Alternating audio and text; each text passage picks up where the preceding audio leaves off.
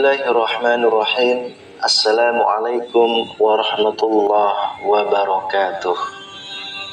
Syukur alhamdulillah, senang sekali rasanya kita bisa berjumpa lagi di channel ini. Sholawat dan salam selalu dan tetap tercurahkan kepada junjungan kita Nabi besar Muhammad sallallahu alaihi wasallam. Allahumma sholli ala sayyidina Muhammad wa ala ali sayyidina Muhammad. Sahabat beriman yang dirahmati Allah, sebagai seorang wanita hendaknya memiliki sifat-sifat yang Allah sukai. Dalam Islam sendiri sangat memuliakan wanita, di mana kedudukannya adalah 3 kali lebih tinggi dibanding pria. Sebab itulah sebagai wanita hendaknya harus memiliki sifat-sifat yang disukai Allah Subhanahu wa ta'ala.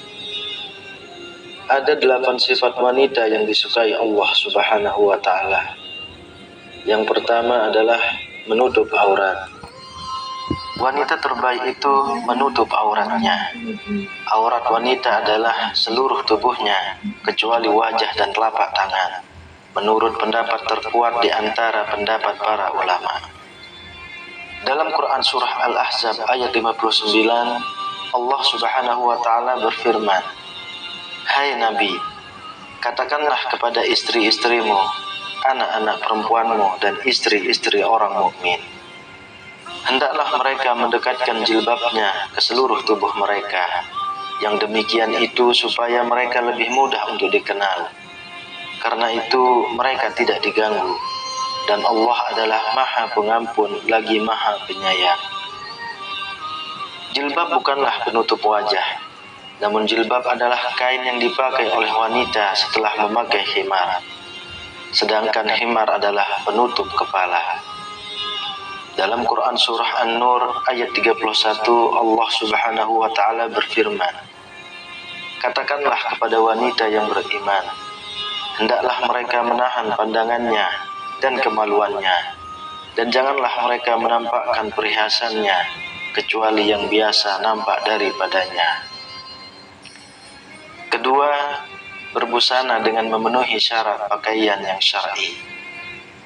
Wanita yang menjadi idaman sepatutnya memenuhi beberapa kriteria berbusana. Berikut ini yang kami sajikan dari berbagai dalil Al-Quran dan As-Sunnah. Syarat pertama, menutupi seluruh tubuh, termasuk kaki, kecuali wajah dan telapak tangan. Syarat kedua, bukan memakai pakaian untuk berhias diri. Dalam Quran surah Al-Ahzab ayat 33, Allah Subhanahu wa ta'ala berfirman, "Dan hendaklah kamu tetap di rumahmu, dan janganlah kamu bertabarruj seperti orang-orang jahiliyah pertama." Abu Ubaidah mengatakan, tabarruj adalah menampakkan kecantikan dirinya. Sedangkan Az-Zujaj mengatakan, tabarruj adalah menampakkan perhiasan dan setiap hal yang dapat mendorong syahwat, godaan bagi kaum pria. Syarat ketiga, longgar, tidak ketat dan tidak tipis, sehingga tidak menggambarkan bentuk lekuk tubuh. Syarat keempat, tidak diberi wewangian atau parfum. Dari Abu Musa Al-Asy'ari bahwasanya ia berkata, Rasulullah Shallallahu alaihi wasallam bersabda, "Seorang perempuan yang mengenakan wewangian lalu melalui sekumpulan laki-laki agar mereka mencium bau harum yang dia pakai, maka perempuan tersebut adalah seorang pelacur." Hadis riwayat An-Nasa'i, Abu Daud, Tirmizi dan Ahmad. Syarat kelima, tidak menyerupai pakaian pria atau pakaian non-muslim. Dari Ibnu Abbas radhiyallahu anhu berkata, Rasulullah melaknat kaum pria yang menyerupai kaum wanita dan kaum wanita yang menyerupai kaum pria. Hadis riwayat Bukhari. Rasulullah Shallallahu alaihi wasallam juga bersabda, "Barang siapa yang menyerupai suatu kaum, maka dia termasuk bagian dari mereka." Hadis riwayat Ahmad dan Abu Daud. Inilah diantara beberapa syarat pakaian wanita yang harus dipenuhi. Inilah wanita yang pantas dijadikan kriteria. Kemudian yang ketiga adalah betah tinggal di rumah. Di antara yang diteladankan oleh para wanita yang solehah adalah betah berada di rumah dan bersungguh-sungguh menghindari laki-laki, serta tidak keluar rumah kecuali ada kebutuhan yang mendesak. Hal ini dengan tujuan untuk menyelamatkan masyarakat dari godaan wanita yang merupakan godaan terbesar bagi laki-laki. Dalam Quran surah Al-Ahzab ayat 33, Allah Subhanahu wa taala berfirman, "Dan tinggallah kalian di dalam rumah-rumah kalian, dan janganlah kalian berdandan sebagaimana dandan ala jahiliyah terdahulu." Ibnu Katsir ketika menjelaskan ayat di atas mengatakan, "Hendaklah kalian tinggal di dalam rumah-rumah kalian, dan janganlah kalian keluar rumah kecuali karena ada kebutuhan." Dari Abdullah, Rasulullah Shallallahu Alaihi Wasallam bersabda, "Sesungguhnya perempuan itu aurat. Jika dia keluar rumah, maka setan menyambutnya. Keadaan perempuan yang paling dekat dengan wajah Allah adalah ketika dia berada di dalam rumahnya." Hadis riwayat Ibnu Huzaimah.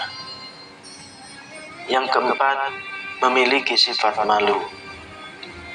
Rasulullah Shallallahu Alaihi Wasallam bersabda, "Rasa malu tidaklah mendatangkan kecuali kebaikan."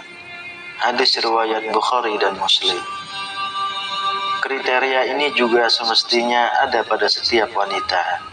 Contohnya adalah ketika bergaul dengan pria. Wanita yang baik seharusnya memiliki sifat malu yang sangat. Cobalah perhatikan contoh yang bagus dari wanita di zaman Nabi Musa alaihi salam. Dalam Quran surah Qasas ayat 23-24, Allah Subhanahu wa taala berfirman, "Dan tak kala ia sampai di sumber air negeri Madian, ia menjumpai di sana sekumpulan orang yang sedang meminumkan ternaknya. Dan ia menjumpai di belakang orang banyak itu 2 orang wanita yang sedang menghambat ternaknya. Musa berkata, 'Apakah maksudmu dengan berbuat begitu?' Kedua wanita itu menjawab, 'Kami tidak dapat meminumkan ternak kami sebelum pengembala-pengembala itu memulangkan ternaknya. Sedangkan bapak kami adalah orang tua yang telah lanjut umurnya.' Maka Musa memberi minum ternak itu untuk menolong keduanya. Lihatlah bagaimana bagusnya sifat kedua wanita ini. Mereka malu berdesak-desakan dengan kaum lelaki untuk meminumkan ternaknya. Namun, coba bayangkan dengan wanita di zaman sekarang ini. Tidak cukup sampai di situ kebagusan akhlak kedua wanita tersebut. Lihatlah bagaimana sifat mereka tak kala datang untuk memanggil Musa alaihissalam. Dalam Quran surah Al-Qasas ayat 25, Allah Subhanahu wa taala melanjutkan firman-Nya. Kemudian datanglah kepada Musa salah seorang dari kedua wanita itu, berjalan penuh rasa malu. Ia berkata, "Sesungguhnya bapakku memanggil kamu agar ia memberikan balasan terhadap kebaikanmu, memberi minum ternak kami." Kelima, taat dan menyenangkan hati suami. Istri yang taat pada suami, senang dipandang, dan tidak membangkang yang membuat suami benci, itulah sebaik-baik wanita. Dari Abu Hurairah radhiyallahu anhu, dia berkata, pernah ditanyakan kepada Rasulullah Shallallahu Alaihi Wasallam, "Siapakah wanita yang paling baik?" Jawab beliau, "Yaitu yang paling menyenangkan jika dilihat suaminya, mentaati suami jika diperintah, dan tidak menyelisihi suami pada diri dan hartanya sehingga membuat suami benci." Hadis riwayat An-Nasa'i dan Ahmad.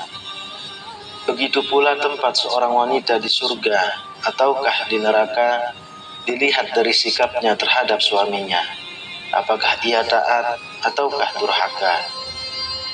Keenam, menjaga kehormatan anak dan harta suami.